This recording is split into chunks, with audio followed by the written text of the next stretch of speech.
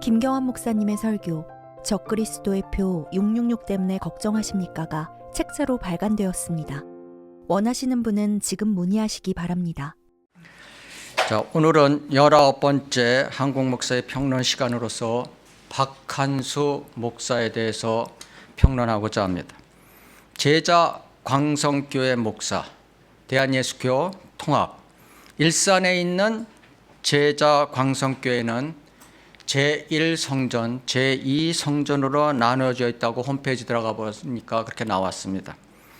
그래서 이 홈페이지를 보는 순간 벌써 가짜 목사구나 하는 것이 저는 알 수 있었습니다. 유튜브 구독자 수 14만, 지금 굉장히 유튜브를 통해서 인기를 끌고 있는 박한수 목사에 대해서 평론하고자 합니다. 자, 우리가 이 성전은 고린도전서 3장 16절에 보면 그리스도의 몸이 성전이지 어떻게 여의도 순복음처럼 제1성전, 제2성전, 제3성전으로 나누고 있는지 이해가 되질 않습니다. 1984년, 그러니까 박한수 목사 16세 때 자기가 성령을 받았다고 간증을 하고 있습니다. 성령을 받았다? 거듭났다고 해야지 성령을 받았다? 이것부터 벌써 가짜라는 것이 드러나고 있는 것입니다. 박 목사가 스스로 맹세하기를 내가 그러면 어떻게 성령을 받았는지 어떻게 아냐? 내 자신이 안다, 이렇게 말을 했습니다. 그러면서 그 16세 때 내 마음속에 불이 들어와서 아직까지 꺼지지 않고 있다, 이런 간증을 했습니다. 참 명언이죠. 마태복음 3장 12절에 보면 쭉정이는 꺼지지 않는 불로 태우시리라. 그렇죠? 16세 때 불 세례를 받은 것이 지금까지 이어지고 있으면 계속 지옥까지 이어질 것입니다. 결국 불성령 이 얘기는 저희가 용인화강교회 윤호근 목사 때 자세히 했기 때문에 생략하겠습니다. 관심 있는 분들은 윤호근 목사에 대해서 다시 그 평론을 들어보시면은 이 불침례가 얼마나 무서운 것인가를 알아야 되는 것입니다. 바로 지옥의 침례, 저주의 침례인 것입니다. 이 박한수 목사가 인기를 끌고 있는 이유는 이 사람이 굉장히 청렴해 보이고 옳은 말을 하는 옳은 교회 목사라고 지금 논평들을 하고 있는 것입니다. 제도교회 목사들을 설교 때마다 신랄하게 비판하는 목사인 것입니다.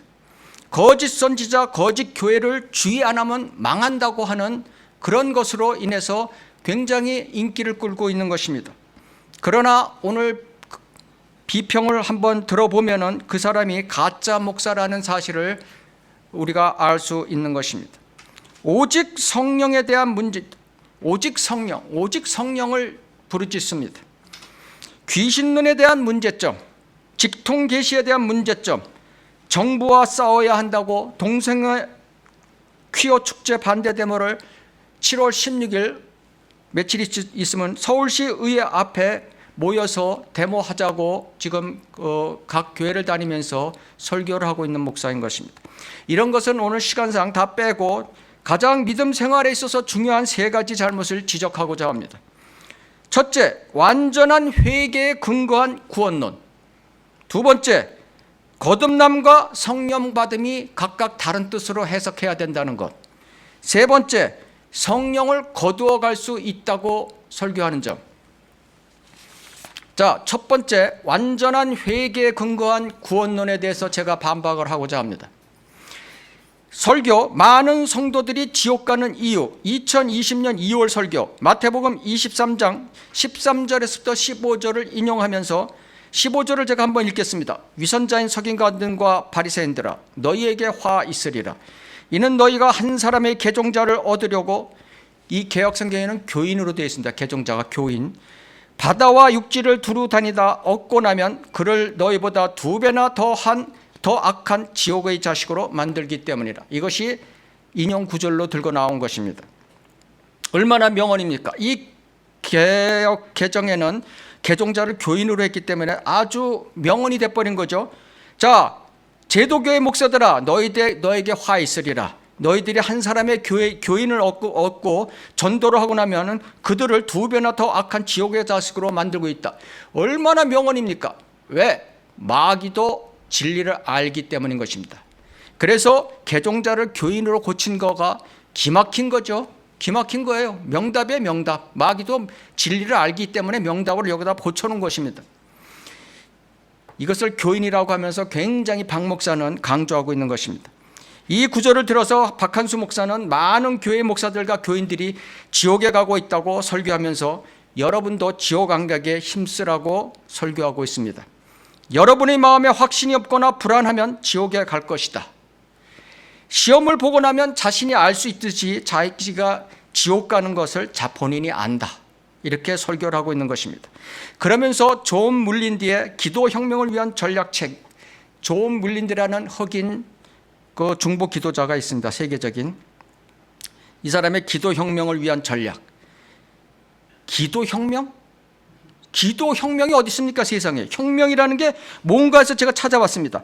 헌법의 범위를 벗어나 제도, 조직, 기초를 고치는 일. 그러면은 이 말씀에 대해서는 말씀의 범위를 벗어나 제도, 조직, 기초를 고치는 일인데, 기도는 건 성령 안에서 주 예수 그리스도의 이름으로 하나님께 드리는 경배가 기도의 정의가 아니겠습니까? 근데 여기다가 기도의 혁명을 하면 어떻게 한다는 것입니까?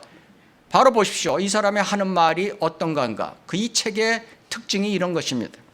세계적인 중보 기도자 흑인, 죽은 자도 살리고 수많은 기적을 보인 자라고 추켜 세운 후 팀을 이루어서 이 사역을, 중보 기도 팀 사역을 했던 사람인 것입니다. 근데 사역하던 중 어느 날 하나님께서 기도 중에, 야, 너희 팀 중에서 하늘나라 가지 못할 사람이 있다.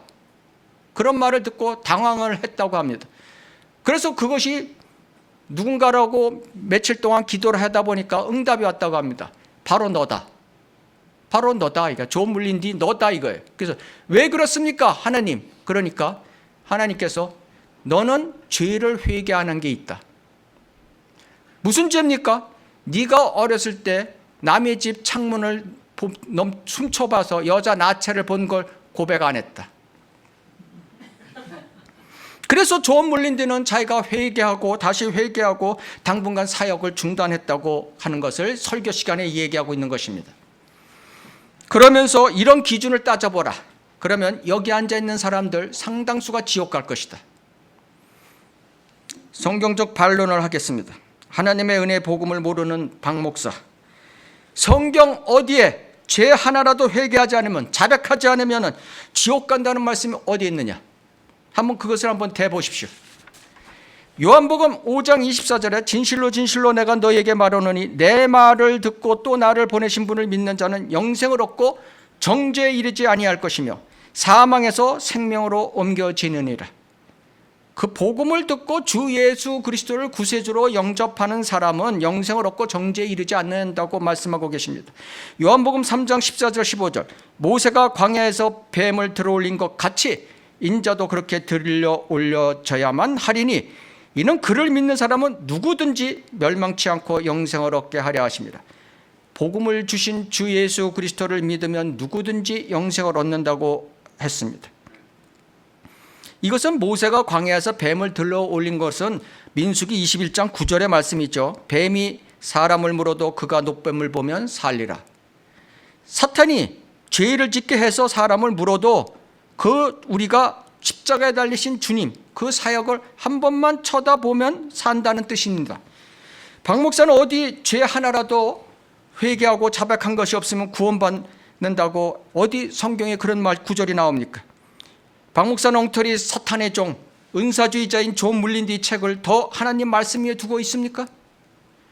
십자가에 달린 강도가 엄청난 죄들을 많이 짓고 극형에 처해져서 십자가에 달려서 그 못 박힌 고통 속에서 주님께 자기의 죄인이고 그 다음에 주님께 그것을 요청했는데 어디 그 고통 속에서, 그 엄청난 고통 속에서, 십자가에 달린 고통 속에서 죄 하나하나를 낱낱이 다 자백했습니까?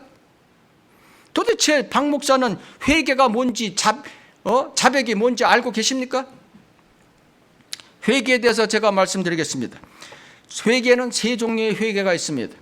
하나는 종교적 회개, 위클리 사전적 회개라는 뜻인 것입니다. 이 세상 사람 되라는 회개란 말인 것입니다.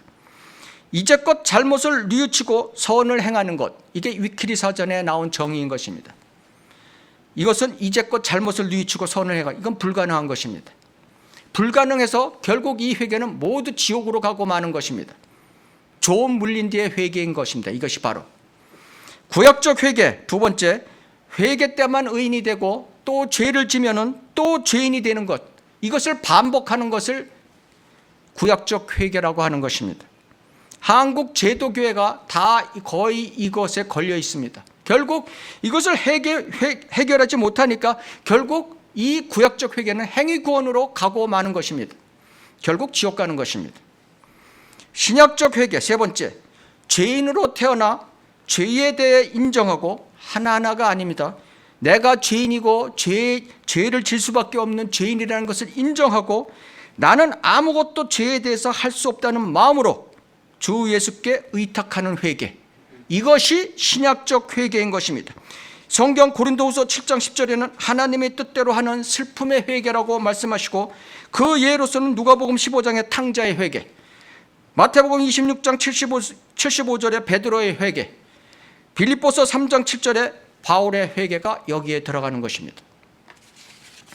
자백은 그럼 뭐냐? 요한일서 1장 9절, 우리가 우리의 죄들을 자백하면 그는 신실하시고 의로우셔서 우리의 죄들을 용서하시며 모든 불의에서 우리를 깨끗게 하시느니라. 자백은 회개와 틀린 것입니다. 회개는 구원받지 못한 사람이 하는 것이고, 자백은 구원받은 자가 영적 생활을 위해서 그의 일상적인 죄들로부터 자유함을 얻으려고 하는 것입니다. 그래서 자백은 그리스도인이 하는 것입니다. 회개와 자백을 구분 못하는 교인들이 너무나 많습니다. 구약적 회개, 위클리 사전적 회개를 하고 있는 박한수 목사도 여기에 해당되는 것입니다. 성경에서 야곱과 이스라엘 이름이 교차적으로 쓰이는 이유가 바로 여기 있는 것입니다. 우리가 창세기 32장 24절에 야곱이 간절히 기도에 매달렸죠. 자기가 위험에 처했을 때. 그랬더니 하나님께서 그 천사를 통해서 위고를 만들어 갖고 결국은 그 기도를 들어주셨습니다. 그 뒤에 어떻게 나오면 창세기 47장, 48장, 49장에 보면은 야곱과 이스라엘이 계속 교차적으로 나왔습니다. 야곱이 이랬다. 그 다음 구절에는 이스라엘이 이랬다. 그 뜻이 바로 여기에 있는 것입니다. 야곱은 아브라함, 이삭, 야곱으로 이어지는 육신적 후손, 즉 옛사람을 뜻하는 것입니다. 이스라엘은 영적인 후손, 즉 새 사람을 뜻하는 것입니다. 그래서 창세기 47장, 48장을 잘 읽어보면은 그 야곱, 이스라엘이라고 쓰여지는 표현의 그 의미를 보면 정확하게 맞습니다. 야곱 할 때는 아브라함, 이삭, 그 육신적인 계대를 얘기할 때 야곱이라고 부르는 거고, 이스라엘이라는 건 영적인 것을 교훈을 줄 때는 이스라엘이라고 부르는 것입니다. 바울도 그래서 로마서 7장 15절에서 25절에 있어서 옛사람에 의한 죄의법과 새사람에 의한 하나님의 법 사이의 문제를 이렇게 말씀했습니다.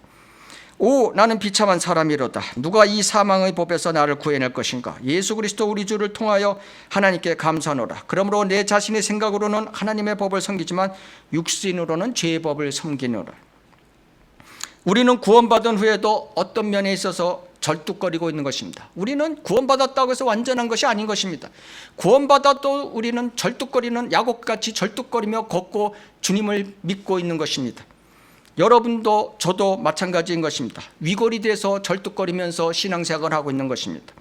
우리의 위골이 되는 절뚝거리는 모습은 돈, 성격, 취미, 음식, 명예, 정욕 따위가 여기에 우리의 절뚝거리는 위골인 것입니다. 그래서 우리는 이것을 없애려고 매일 자백하면서 우리는 신앙생활을 하고 있는 것입니다.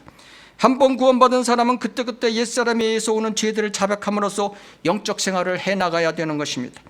이것을 구원과 연관시켜서 박 목사처럼 내가 구원 못 받은 것이 아닌가?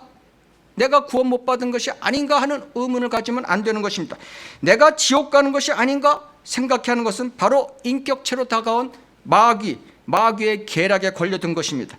그래서 영적 성장을 못하게 하고 복음도 못 전하게 하고 후퇴하고 많은 그리스도인이 되게 만드는 것입니다. 성경에 보면 이방과 양자가 나옵니다. 킹제임스 영어 성경에 보면 어덥션이라는 단어가 5번 나옵니다. 자, 양자라는 뜻으로 3번 번역했고 입양이라는 단어로 1번 번역했고 갈라디아서 4장 5절에서는 아들의 신분이라고 번역했습니다. 자, 로마서 8장 15절 양자되는 영을 받았으므로 그에 따라 우리가 아바 아버지라 부르짖느니라.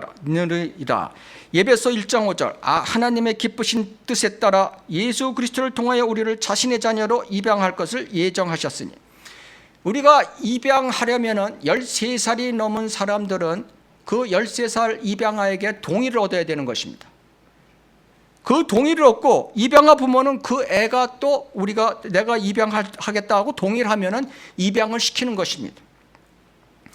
자, 부모가 같이 입양을 한 다음에 살다가 그 입양아한테 야, 너 어렸을 때 너 죄를 자백 안 한 게 하나 있어. 너는 내 아들이 아니야. 그만해. 입양 취소. 그렇게 할 수 없습니다. 이 악한 세상에서 세상법도 그렇게 할 수 없는 것입니다. 하물며 하나님께서 은혜와 자비로 마귀의 사실에 묶여있던 자를 기다리셨다가 복음을 통해서 구원시켜서 하나님의 아들로 입양시켰는데 너는 옛날에 자백한 죄가 없어. 그게 하나가 있어. 그것 때문에 너는 내 아들이 아니야. 이렇게 취소하실 수 있을 것입니까? 상식적으로 생각해도 없는 것입니다. 박 목사는 좋은 물린대를 그렇게 좋아하십니까? 출애굽기 12장 13절 내가 이집트 땅을 칠 때 그 피는 너희가 있는 집들 위에서 너희를 위한 한 표가 되리니 내가 그 피를 보면 너희를 지나칠 것이며 그 재앙이 너희 위에 내려 너희를 멸하지 아니하리라. 무슨 뜻입니까? 우리가 출애굽하면서 유월절 사건이 아시죠, 여러분? 그 출애굽하는 200만 명의 이스라엘 유대인 중에서 이집트인보다 더 악한 사람이 없겠습니까? 인간의 세계에서 없겠습니까? 그러나 그 사람들은 피를 통해서, 문설주의 피를 통해서 다 죽음을 면하고 출애굽을 하게 되는 것입니다. 반면 이집트에 남아있던 이집트인들, 첫 태생 죽은 사람들, 그 사람 중에서 이스라엘 사람보다 더 선한 사람이 없겠습니까? 있습니다. 그 사람은 예수 그리스도의 피를 통하지 않았기 때문에 죽었던 것입니다. 자연인이나 구원받은 사람이나 예수 그리스도의 피를 통해서 통하지 아니하고서는 그의 죄 문제가 해결될 수 없는 것이지, 그 죄의 문제를 갖다가 옛날 걸 끄집어내서 그걸 자백 안 했고 회개 안 했다고 해서 구원을 상실한다? 이런 박 목사는 그런 거에 대해서 좀 깊이 생각하고 설교를 하시기 바랍니다. 아무것도 성경에 대해서 모르는 자들이 그를 따라가고 있는 것입니다. 아주 청렴결벽하게 생겼어요. 그리고 청렴결벽하게 확신에 차서 설교를 하고 있습니다. 그래서 유튜브 인기 있는 설교자인 것입니다. 14만. 두 번째, 구원받았냐? 그리고 성령 받았냐? 당신의 설교 제목, 당신의 신앙에 불이 있는가? 2022년 6월 5일 설교, 사도행전 10장 44절에서 48절, 44절 45절은 이렇게 말하고 있습니다. 베드로가 아직 이런 말을 하고 있을 때 성령께서 그 말씀을 듣는 모든 사람에게 임하시더라. 그러므로 베드로와 함께 온 모든 할례받은 믿는 자들이 성령의 선물을 이방인들에게 부어주심을 보고 놀라니. 바로 여기 있습니다. 베드로와 함께 온 모든 할례받은 믿는 자들, 유대인들을 얘기하는 거죠. 지금 유대인들에게 성령이 임하는 장면을 보여주는 것입니다. 성령의 선물을 이방인들에게, 그 이방인들은 코넬료와 그 코넬료 집에 모인 이방인들을 얘기하는 것입니다. 이 베드로의 설교한 내용은 하나님의 은혜의 복음이 아닌 것입니다. 죄의 구속이 아닌 것입니다. 이것을 제도교회는 이걸 착각하고 있는 것입니다. 사도행전 14장 15장에 바울에 의한 하나님의 은혜 복음이 선포되기 전인 것입니다. 이것은 사도행전 10장 상황인 것입니다. 그런데도 베드로와 유대인들에게 하나님의 약속대로, 하나님의 약속은 바로 오늘 공부할 사도행전 1장 8절에 있는 것입니다. 사도의 하나님의 약속대로 온 유대에 성령께서 임하시는 능력을 보여주시는 장면인 것입니다. 박 목사는 이 코넬료가 경건한 사람으로, 믿는 사람으로 착각하고 있는 것입니다. 여기에 성령이 임하는 것을 보여주는 것으로 생각하는 것입니다. 그래서 믿는 것 따로, 성령 임하는 것 따로, 이렇게 생각하고 있는 사람인 것입니다. 두 번째, 사도행전 19장 1, 2절을 읽으면서 아폴로가 고린도에 있을 때 바울이 북부 지방을 경유하여 에베소로 와서 어떤 제자들을 만나 그들에게 말하기를 너희가 믿은 후에 성령을 받았느냐라고 하니 그들이 말하기를 우리는 성령이 있다는 것조차 듣지 못하였느니라. 자, 어떤 제자들은 아폴로의 제자, 유대인들을 말하는 것입니다. 자, 너희가 믿은 후에 성령을 받았냐? 그러니까 이들도 아폴로의 제자들도 믿었다. 그리고 성령을 받지 못했다가 성령을 받았다. 그러니까 믿은 것 따로 성령 받는 것 따로 이렇게 설교를 하고 있는 것입니다. 아폴로의 제자들은 누구입니까? 요한의 침례인 요한을 따르던 제자들인 것입니다. 잘못된 믿음을 소유하고 있던 자들인 것입니다. 그들이 믿은 자들이 아닌 것입니다. 예수님께서 이 땅에 메시아로 오신 것을 믿고 선포한 침례인 요한을 따르던 제자인 것입니다. 이것도 사도행전 10장 베드로의 그를 코넬료 구원시킨 그 장면처럼 10장 44절처럼 하나님의 약속 사도행전 1장 8절에 따라 땅끝까지 성령을 받는 장면을 유대인들에게 표적으로 보여주신 것입니다.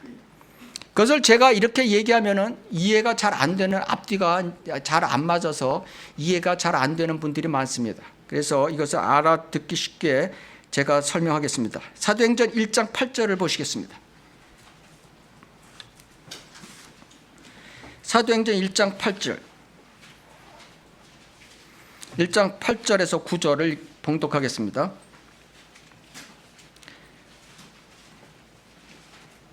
그러나 성령께서 너희에게 임하시면 너희가 능력을 받으리니 그러면 예루살렘과 온 유대와 사마리아와 땅끝까지 이르러 내게 증인이 되리라고 하시니라. 주께서 이런 일들을 말씀하시며 그들이 보는 데서 위로 들려 올라가시니 구름이 그들의 시야에서 주를 가리더라. 자, 여기서 보면은 이 사도행전 1장 8절과 이제 이 관련된 구절들이 은사주의자들이 잘 써먹는 구절이죠. 이 은사주의자들이 잘 써먹는데 그들이 모르는 것은 여기서 성령께서 너희에게 임하시면 하는 게 너희가 누구입니까? 바로 유대인 제자들을 말하고 있는 것입니다. 승천하기 전에 제자들을 말씀하고 계신 것입니다. 여기서 능력을 받아라 해갖고 은사주의자들이 각종 능력을 들고 나오는데 여기서의 능력은 마지막에 네가 능력을 받으리니 내게 증인이 되리라. 답이 거기 있는 것입니다. 은사주의 능력이 아니라 복음 전파, 진리 전파의 증인이 되라는 뜻인 것입니다. 자, 사도행전은 글자 그대로 무엇입니까? 글자 그대로 사도들의 행적인 것입니다. 이것은 은혜 복음의 바울 서신서 13권이 아닌 것입니다. 그 전에 누가가 쓴 사도행전, 주님이 승천하시기 전에 하나님 말씀이 세워지기 전에 사도들에게 주님의 권능을 위임받아서 메시아 왕을 선포하는 과정인 것입니다. 과도기 책인 것입니다. 은혜 복음으로 가는 과도기 책인 것입니다. 주님께서 승천 전에 사도행전 1장 8절을 예언을 남기셨습니다. 사도행전서 성령이 임하는 네 장면이 그래서 사도행전에 나오는 것입니다. 예루살렘과 온 유대와 사마리아 땅끝까지 이르는 네 장면이 고스란히 사도행전에서 실천되고 있는 것입니다. 자, 네 장면은 은혜 시대에 개인적으로 성령이 임하는 것과 전혀 관련이 없습니다. 이것은 유대인들에게 표적으로 보여주시기 위한 그룹적인 성령의 임하심. 주님께서는 그 사람을 구원시킬 때는 1대1로 환자를 치료하고 병을 치료하고 하셨던 것입니다. 그러나 내가 가면은 더 유익하다. 내가 가면 성령께서 이렇게 집단적으로 많은 사람을 한꺼번에 구원시킬 수 있다는 것을 보여주시는 것입니다. 그래서 유대인들이 이제 이 네 장면이 나오는데 이 네 장면에서 집단적으로 구원받는 장면이 나오는 것입니다. 첫 번째, 사도행전 2장 4절에 예루살렘서 오순절날 12제자들에게 성령이 임해 그들이 방언을 하게 됩니다. 우리가 잘 아는 방언, 외국어 방언을 12제자가 다 하게 되죠. 각 나라 말로. 자, 예루살렘에서 12제자들에게 성령이 임하는 장면을 보여주셨죠. 두 번째, 사도행전 8장 17절에서 온 유대 사마리아의 성읍에서 베드로와 요한이 안수하니까 성령이 임하는 장면을 사마리아인들에게 성령이 임하는 장면을 보여주십니다.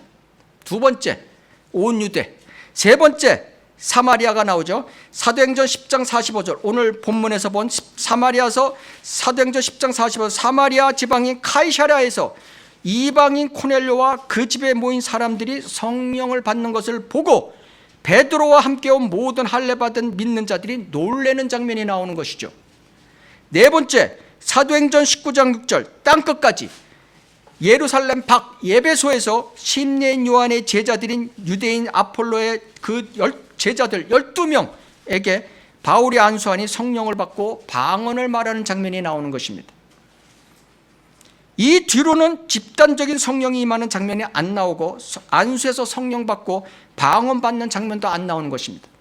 하나님께서 사도행전 1장 8절에 말씀하신 것처럼 네 장면이 그대로 나오는 것입니다. 유대인들에게 표적으로 보여주신 거죠. 그 뒤로 1900년까지 이 성령이 임하는, 표적으로 임하는 장면이 나오질 않는 것입니다. 그런데 왜 요즘 나옵니까? 왜 1900년도 이후에 물밀듯이 나와서 한국의 목사들이 거의 다가 90% 이상이 이 은사주의로 돌아서고 말았습니다. 가짜 목사들이 가장 잘 써먹는 구절이 바로 사도행전 1장 8절과 오늘 설명한 사도행전 2장 8장 10장 19장 이 네 구절인 것입니다. 자, 여기서 우리가 자세히 보면은 사도행전 8장과 10장에 온 유대와 사마리아, 여기서 사마리아인들이, 그다음에 카이사라의 이방인 코넬료 그 집안 사람들이 구원받는 장면에서는, 성령이 임하는 장면에서는 방언이 나오지 않습니다. 그죠? 이방인들 입에서 방언이 나오지 않습니다. 그러나 사도행전 2장과 19장 12제자와 아폴로의 12제자 유대인들에게는 성령이 임하니까 방언이 나오는 것입니다. 바로 방언은 유대인을 위한 표적이었다. 이것이 정확하게 증명되는 구절인 것입니다. 또 이 두 번째, 세 번째 온 유대와 사마리아에서 성령이 임하는 장면이 나오는데 그 사람이 이방인들이 성령이 임했다고 해서 유대인들과 관계없는 것이 아닌 것입니다. 바로 베드로와 요한, 또 베드로와 함께 온 모든 할례 받은 믿는 자들, 이 사람들이 유대인인 것입니다. 그 사람들이 성령이 내리는 장면을 보고 놀라는 것입니다. 바로 그 유대인을 위해서 하나님께서 성령이 내리는 장면을 보여주신 것입니다. 그래서 결론적으로 얘기하면 이 네 구절은 전부 다 사도행전 1장 8절의 예언의 성취인 것입니다. 그리고 이것은 그 유대인을 위한 표적인 것이었다. 유대인을 위한 성령이 이제 너희들에게 갈 것이다. 그거의 표적인 것입니다. 교회 시대하고 관계없습니다. 교회 시대는 개개인의 성령이 임하는 것이지, 한꺼번에 많이 임할 수 있지만 개개인에는 것이 한 곳에서 그렇게 표적으로 보여주지는 않는 것입니다. 고린도전서 12장 13절, 유대인이나 이방인이나 종이나 자유인이나 한 성령에 의하여 우리 모두가 한 몸 안으로 침례를 받았으며 또 모두가 한 성령 안으로 마시게 되었느니라. 그죠? 성령 침례를 얘기하고 있는 것이죠. 로마서 6장 3절, 예수 그리스도 안으로 침례받은 우리가 그의 죽으심 안으로 침례받은 것을 알지 못하느냐. 이 성령 침례가 바로 거듭남이라고 에베소서 1장 13절에 말씀하고 계신 것입니다. 그분 안에서 너희도 진리의 말씀, 곧 너희 구원의 복음을 듣고서 그분을 신뢰하였으니 또 너희가 그분을 믿고서 약속의 성령으로 임침을 받은 것이다. 너희가 거듭나고서 영적 침례를 받은 것이니라. 이런 뜻인 것입니다. 거듭나는 즉시 성령께서 우리 안에 거하게 되시는 것입니다. 이것이 성령 침례인 것입니다. 이 성령의 인격체가 새 사람인 것입니다. 그러나 우리는 옛사람이 아직 살아있기에, 몸이 부활되기 전까지는 살아있기에 우리는 옛사람이 우리 몸을 주관하려고 하는 것입니다. 그래서 말씀으로, 기도로, 주의 선한 일들로 행함으로써 우리가 새 사람이 주관하는 성령 충만한 삶을 살아가야 하는 것이지, 성령 충만과 성령 받으라가 같은 것이 아닌 것입니다. 그러면 우리가 성령의 열매를 맺을 수 있는 것입니다. 박간수 목사는 거듭 남자도 성령 받으라고 이렇게 말을 하고 있습니다. 잘못된 것입니다. 목사, 장로, 집사 할 것 없이 많은 사람들이 성령을 받지 못해, 능력을 받지 못해, 목사는 귀신도 못 쫓아내고 설교도 못하고 병도 치유 못하고 한다고 하면서, 또 집사, 장로, 권사들은 예배 시간에 졸고 철야기도, 새벽기도 참석 못한다고 꾸짖고 있는 것입니다. 어떤 사람은 성령 충만, 성령 받으라, 성령 임한다. 이런 말을 갖고 자기한테 도전하고 말 가지고 장난을 하는데 그게 시비 걸지 말라. 무조건 성령 받아야 된다. 오직 성령 외에 무엇이 필요한가? 성령 받고 다른 일을 해라. 이런 얘기를 하고 있는 것입니다. Only Jesus. Only Jesus는 제가 말씀드렸죠. Only Jesus. Only Jesus에 대해서 브라이언 바크에 대해서 제가 그때 말씀드렸죠. 그거는 많이 Only Jesus는 오직 예수는 많이 들어봤죠 우리가. 나는 오직 성령 처음 들어보는 것 같아요. 오직 성령. 성경에 어디 오직 성령이라는 단어가 나와요? 찾아봤어요 제가. 없어요. 오직 성령으로 충만하라지. 성령, 오직 성령이 어디 있어요 그런 거. 박 목사는 거듭남과 성령 받은과 다르게 생각해서 성령이 역사하는 능력에 의해서 은사주의자, 신사도 운동, 거짓된 구원, 기복신앙으로 만들게 하는 마귀의 종인 것입니다. 성령께서 하시는 일은 오직 주 예수 그리스도만 드높이는 일인 것입니다. 성령 자신을 드높인 적이 한 번도 없습니다. 능력하지 마십시오. 그것은 예수 그리스도를 흉내내는 마귀의 짓인 것입니다. 세 번째 문제, 성령을 내려주셔서 떠나지 마소서. 설교, 성령 하나님이시여. 2022년 6월 17일 요엘서 2장 26절에서 32절을 대면서 이 설교를 했습니다. 요엘서 2장 26절에서 32절은 사도행전 2장 13절에서 21절에 베드로가 그대로 인용하고 있습니다. 오순절날 12제자들이 성령으로 방언이 터지니까 유대인들이 그 제자들 보고 니네들이 새 포도주에 취했다 이렇게 말하니까 베드로가 설교하는 장면인 것입니다. 이것이 사도행전 2장 16절에서 18절에 이렇게 되어 있습니다. 이것은 방언이 아니죠. 요엘 선지자의 말을 얘기하는 것이요. 이것은 요엘 선지자 요엘도 말씀하신 바니 하나님께서 말씀하시기를 마지막 날들에 교회 시대가 아닙니다. 대환란 때인 것입니다. 내가 성령을 내 영을 모든 육체에 부으리라. 12제자가 아닌 것입니다. 모든 사람인 것입니다. 그러면 너희 아들들과 딸들이 예언할 것이요 너희 젊은이들이 환상을 볼 것이며 너희 노인들도 꿈을 꾸리라. 또 그날들에는 내가 남종들과 여종들 위에도 내 영을 부어주리니 그들이 예언하리라.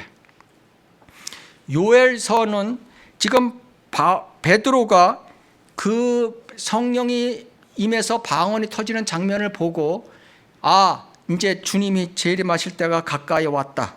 이것을 이제 인식하고 지금 설교를 하고 있는 것입니다. 실제적으로 그 당시 주님이 다시 오실 수 있었습니다. 스테반 집사가 죽기 전까지만 해도 오실 수 있었던 상황이죠. 예. 그래서 요엘서를 인용한 것이지 요엘서가 바로 이 사도행전 2장과 겹치는 것이 아닌 것입니다. 제도교회는 이것을 전부 다 요엘서를 사도행전 2장과 겹치는 걸로 지금 설교들을 하고 있습니다.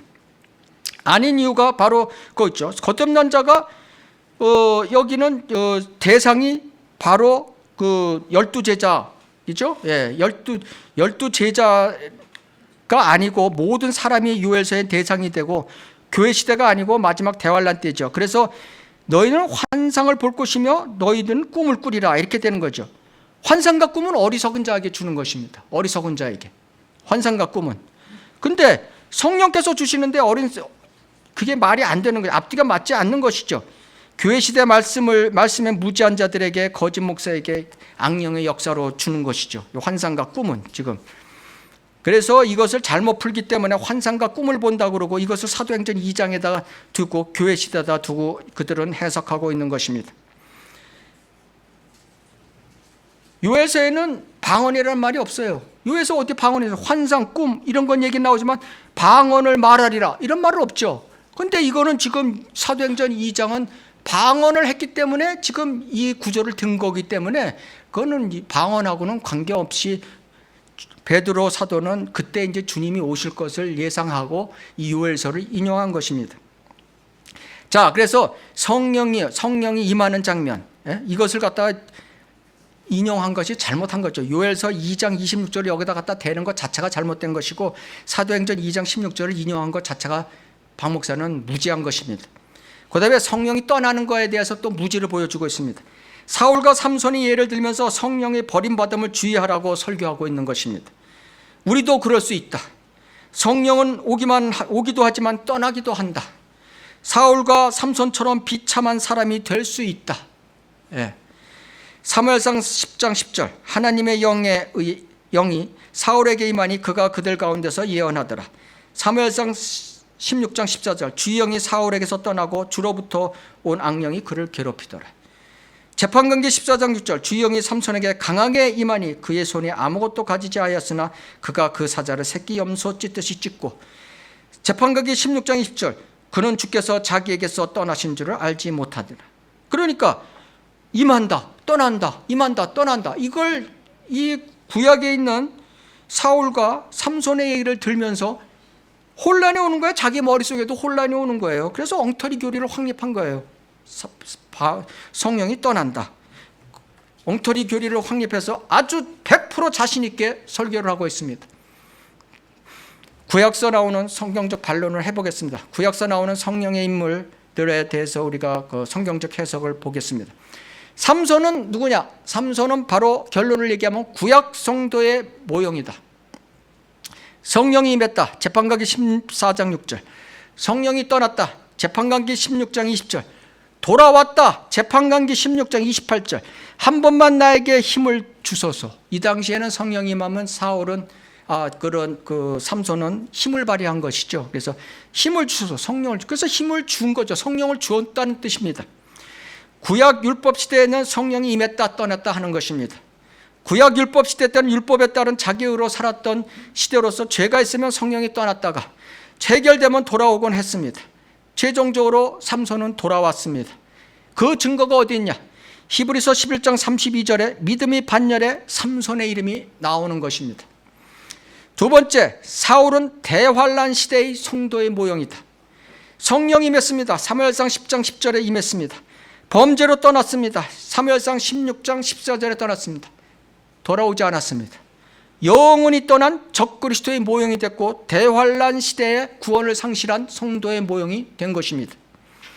어디에 그 증거가 나오냐? 히브리서 11장 32절에 믿음의 반열에 사울의 이름은 쏙 빠졌습니다.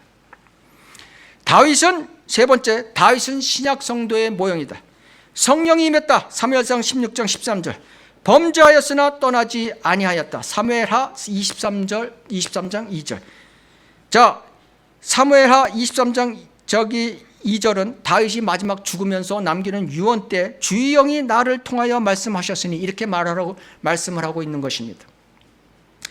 다윗은 사무엘하 11장에 보면은 히딘 우리아의 아내 밧세바와 동침하고 그 남편 우리아를 살해시키는 그런 엄청난 죄를 지었습니다. 다윗 반 목사는 다윗이 예를 들면서 다윗이 골리앗, 여러분 명성교회 무슨 마가의 다락방 박보영교회 아주 마귀론 주장하는 교회는 다 다녀요. 설교하러. 인기가 요새 유튜브 인기가 좋으니까 막 초청을 하는 거예요. 그러면서 이 골리앗 얘기는 아주 잘하더라고요. 다윗이 예를 들면서 성령임에서 골리앗과 싸워서 능력을 보였다. 성령의 능력으로 능력을 보였다. 그러면서 왜 여기서는 밧세바 사건은 입도 뻥끗 안 합니까? 그게서 핵심인데. 자, 히딘 우리아 안에 밧세바와 동침하고 우리아를 그러니까 간음죄와 살인죄를 한 거예요. 자, 그런데도 성령이 떠나지 않으셨어요. 자, 레위기 20장 10절 그 간음한 자와 그 간음한 여자는 반드시 죽일지니라. 레위법에 의하면 죽어야 되는 거예요. 용서가 안 돼요. 민수기 35장 31절 너희는 살인죄를 범한 살인자의 생명을 속전을 받지 말고 그를 반드시 죽일지니라. 다윗은 도저히 용서받을 수 없는 사형에 처하는 죄를 지음에도 불구하고 하나님께서는 성령께서 떠나지 않았습니다. 곧바로 시편 51편에 보면 나단 선지자의 지적으로 곧바로 회개하는 장면이 나오는 것입니다. 절대로 용서할 수 없는 죄가 용서를 받는 것입니다. 그러면서 뭐라? 사도행전 13장 40절 내가 다윗의 확실한 자비를 너에게 주리라. 신약 성도의 모형인 것입니다. 다윗의 확실한 자비. 이 다윗은 히브리서 11장 32절에 믿음의 반열에 이름이 올랐습니다. 죄를 지어도 성령의 인침을 받은 거듭난 자는 성령이 떠나지 않는다는, 은혜시대에 성령이 떠나지 않는다는 확고한 하나님의 말씀이 여기 들어있음에도 불구하고 그는 이것에 대해서 설교 안 합니다. 오직 성령이 임하고 떠나고만 설교하고 있는 것입니다. 죄를 지면은 성령은 떠나지 않습니다. 그러나 죄의 대가는 받아야 되는 것이죠. 그래서 다윗의 자녀 4명은 죽음을 당하는 것입니다. 교회 시대에 이것이 바로 성령의 약속인 것입니다. 갈라디아서 3장 13절에서 14절, 그리스도께서 우리를 위하여 저주가 되셔서 율법의 저주로부터 우리를 구속하셨으니 기록되기를 나무에 매달린 자는 누구나 저주를 받은 자라고 하였더라. 이는 아브라함의 복이 예수 그리스도로 말미암아 이방인들에게 미치게 함이며 또 우리로 하여금 믿음으로 말미암아 성령의 약속을 받게 하려는 것이다. 다윗은 유대인이었죠. 그래서 이방인들에게도 확실하게 갈라디아서에 말씀하고 계신 것입니다. 이방인들에게 미치게 함이며, 다윗의 확실한 자비가 이방인들에게 미치게 하노라 하는 명령인 것입니다. 성령의 약속, 우리가 은혜 복음으로 구원받은 사람은 성령이 절대 떠나지 않는다는 구원의 영원한 보장을 얘기하는 것이죠. 자, 요한복음 10장 28절, 내가 그들에게 영생을 주노니 그들이 영원히 멸망치 않을 것이며 또 아무도 나의 손에서 그들을 빼앗지 못할 것이다. 박 목사는 이 구절을 잘 암송해야 되는 것입니다. 결론적으로 요한복음 16장 7절에서 우리가 찾아보겠습니다. 16장, 요한복음 16장 7절에서 15절.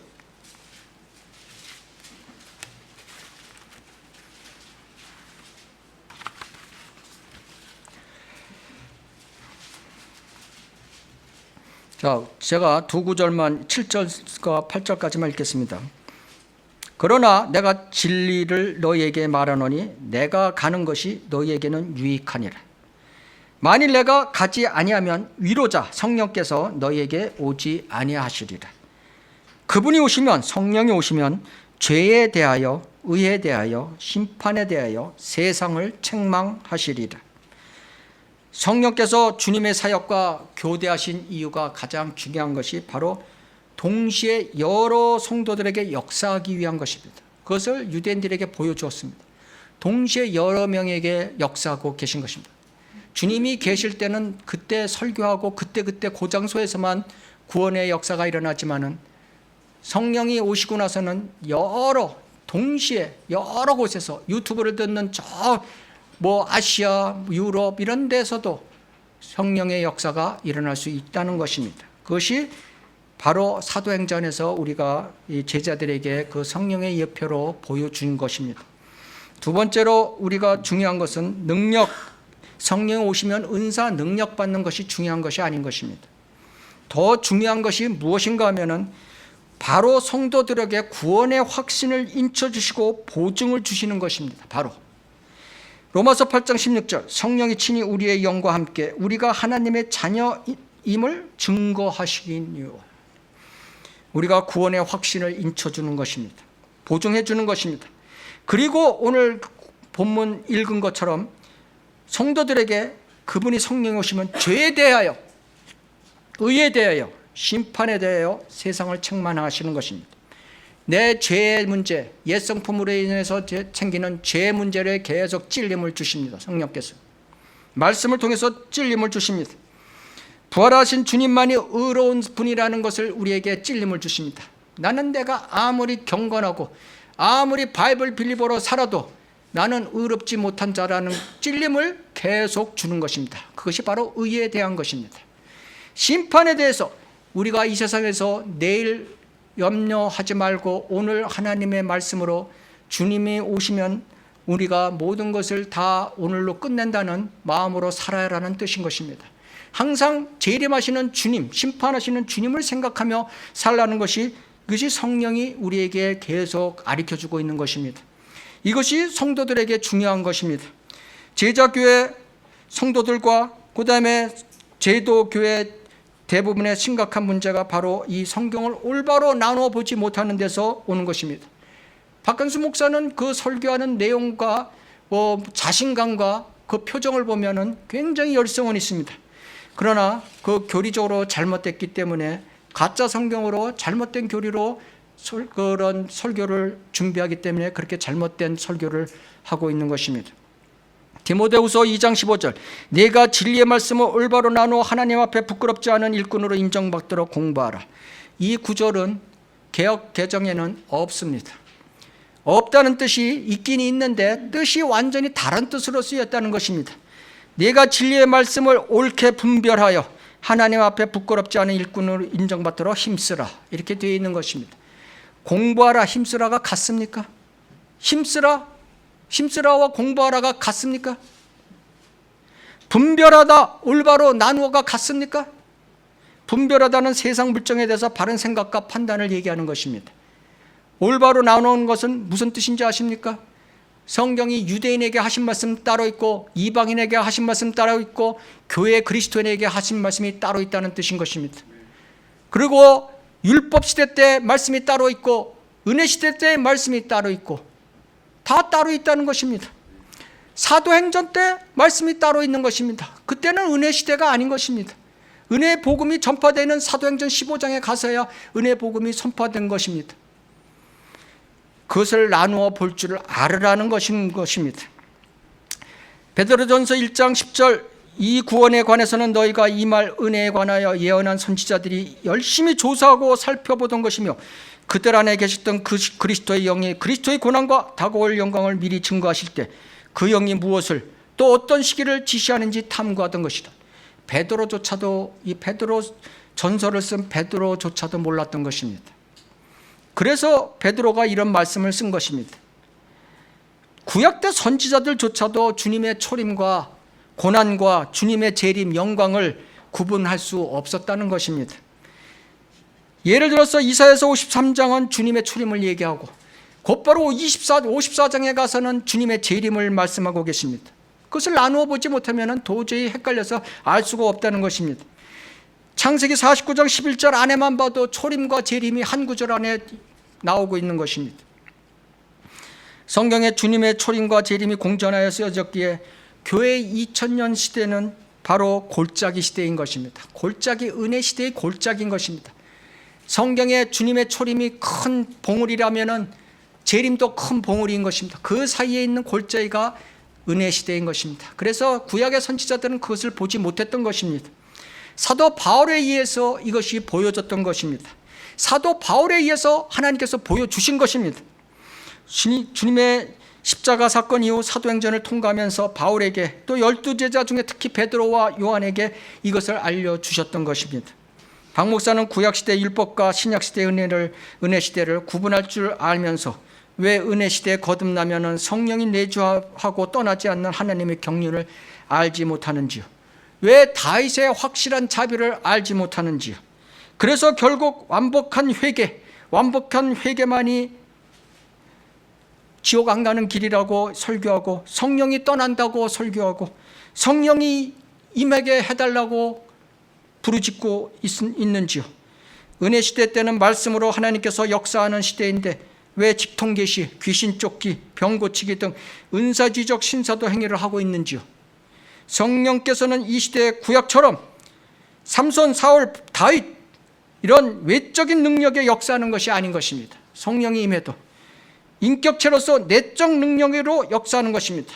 성령을 통해서 우리는 말씀으로 구원의 확신과 죄의 찔림과 복음 전파의 증인과 주의 재림을 사모하고 말씀 믿음 안에서의 자유함과 영과 진리로 경배드리고 영원한 생명을 누린다는 것을 가르쳐주는 것입니다.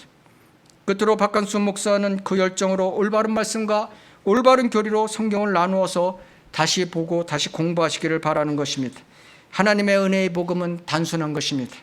나의 죄로 인하여서 하나님께서 육신의 모습으로 이 땅에 오셔서 죽고 장사되시고 부활하신 사실을 마음으로 믿고 입으로 시인하시면 되는 것입니다. 그 즉시 성령께서 내주해서 영원히 떠나지 않는 다윗의 확실한 자비로서 여러분을 영생케 하실 것입니다. 이상입니다.